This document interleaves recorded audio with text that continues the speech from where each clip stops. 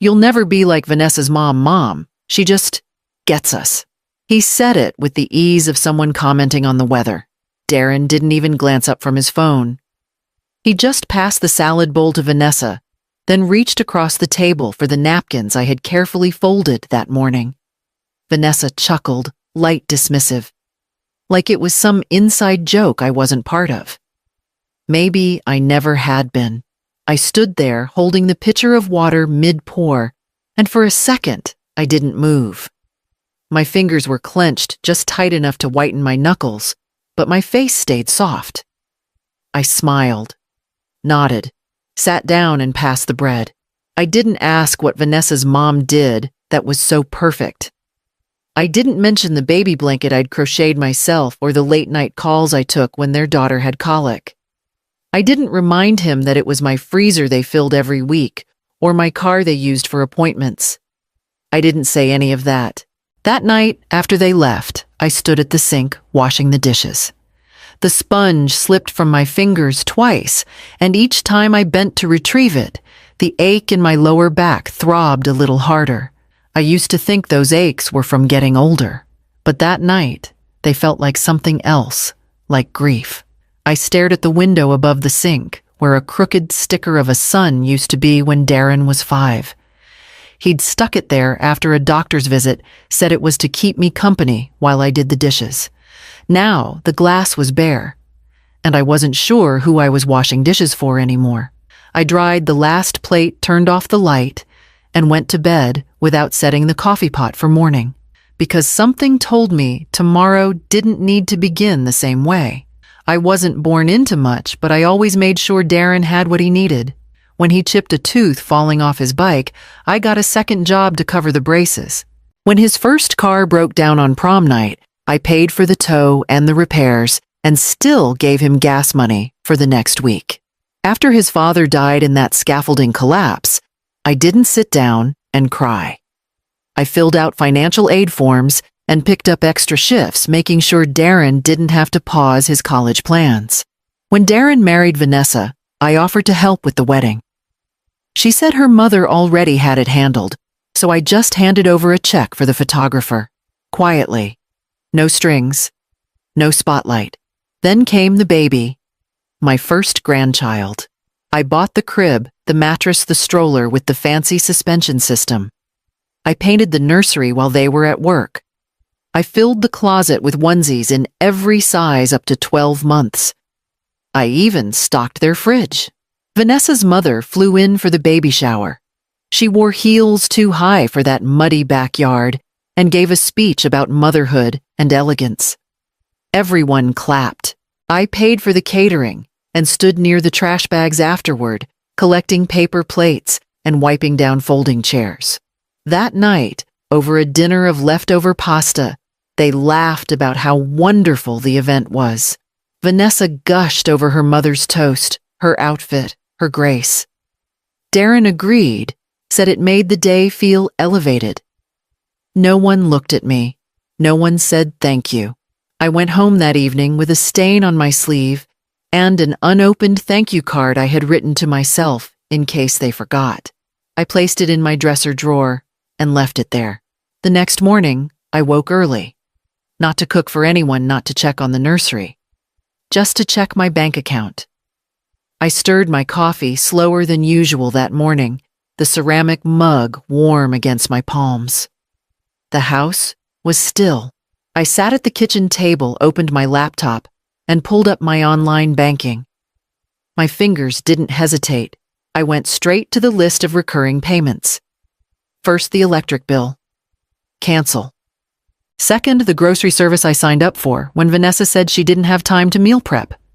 Cancel. Third, the streaming subscriptions, the security system renewal, the shared phone plan I never used. Cancel. Cancel. Cancel. It felt strange how simple it was. Just a click. As if undoing years of effort could be handled by a soft tap of the index finger. There was no anger in me. No dramatic music swelling in the background, just calm. Tired, bone-deep calm. I closed the laptop gently, took a long sip of my coffee, and let the silence settle in like a friend who finally understood me. Then I walked to the front door and opened the mailbox. Inside was a single envelope with my name printed across the front. I knew what it was before I opened it. The car title, still registered in my name. I had paid off that sedan in full after Darren's first promotion. He was supposed to transfer ownership months ago, but hadn't gotten around to it. I stood there a moment, thumbing the edges of the paper, then carried it inside and slipped it into the drawer with the unused thank you card. Vanessa once said, "I was too sentimental. Maybe I am, but not anymore." I set the kettle back on the stove, poured what was left of my coffee down the sink, and reached for the folder labeled Documents. Personal. It was time to make one more change. 3 days passed. I didn't hear from Darren or Vanessa, not even a missed call. The silence was nothing new, but this time it felt intentional. Like I'd quietly stepped out of their orbit and they hadn't noticed the space I left behind. That morning, while sorting through emails, one caught my eye. The subject line read, "Thank you for your purchase." I clicked it without thinking, expecting some store promotion or old subscription I'd forgotten to cancel. But it wasn't that. It was a receipt from a spa, a full-day package, deep tissue massage, luxury facial wine pairing, eucalyptus steam treatment. Total $547.22. Booked for Saturday. Under Vanessa's name. My stomach clenched. I scrolled down to the payment section. There it was, my card. The one still linked to the shared baby account I'd opened when their daughter was born. I'd meant for it to cover diapers, medicine, maybe a doctor's visit. Essentials. Not wine pairings and eucalyptus steam. At the bottom of the invoice was a note, self-care before Cabo Cabo. I hadn't heard a word about a trip. I closed the email. Opened the banking app. The baby account was nearly empty, under $50 left. Every transaction tracked and logged, most from high-end delivery services, boutique, baby clothes, and now this. Vanessa didn't ask. Darren didn't tell me. I stared at the screen, numb. Then I clicked to remove the card. It took less than a minute. I stood up from the kitchen chair, walked to the drawer, and pulled out the folder labeled Documents. Personal. Inside, tucked behind the car title and old receipts, was a printout I hadn't touched in a while. The deed to the cabin. Not the beach house. Not the main property. The small place in Oregon I'd inherited from my aunt. Remote. Quiet. Paid off. And still completely in my name. I spread it out on the table, smoothing the creases with my palms. Then I picked up the phone. Vanessa's mother had always arrived after the work was done. Hair done, nails fresh, a scarf tossed around her shoulders like she was headed for a brunch shoot instead of a baby shower or a birthday party. She'd glide in hand over a bottle of imported wine, kiss the baby's forehead, and pose for pictures. The captions on Vanessa's social media always read the same. So lucky to have such a strong, inspiring mom.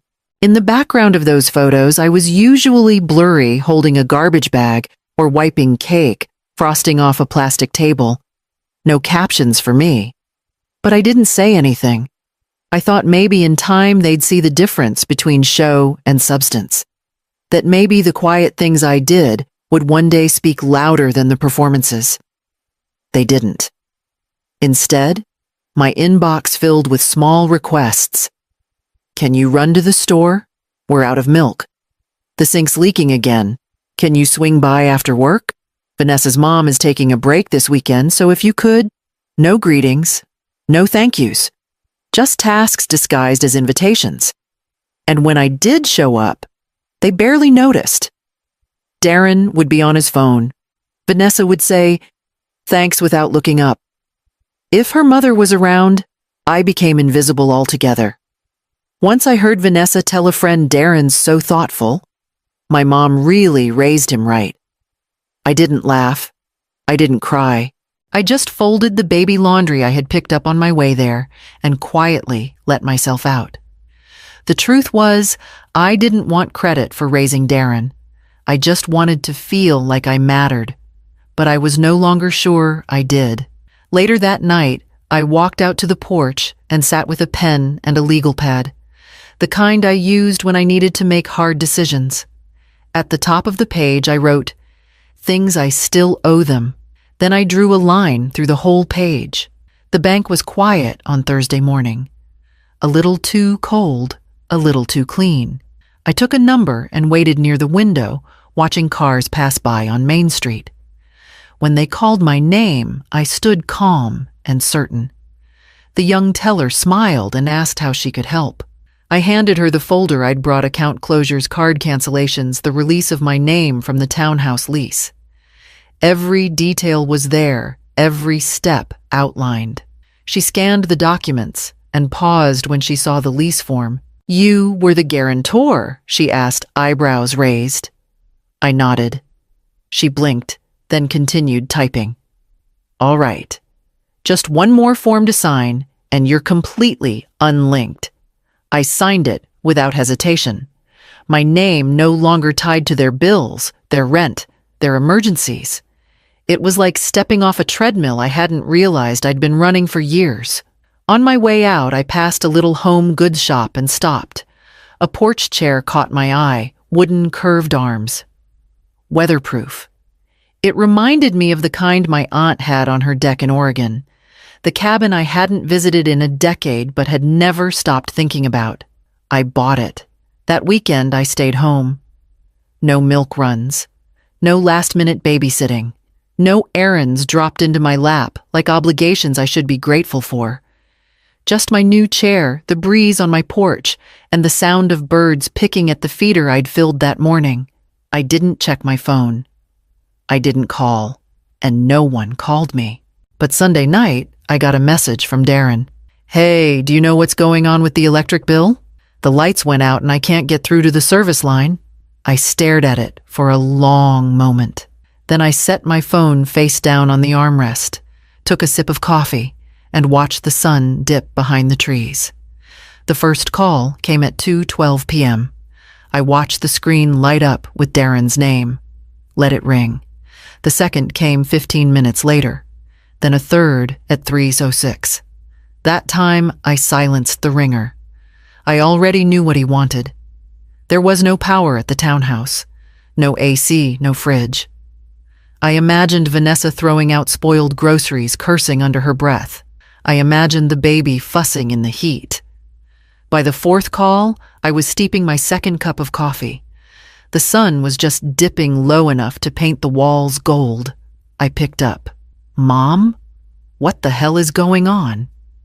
The power's off. Vanessa's furious the baby's crying, and we can't get through to the utility company.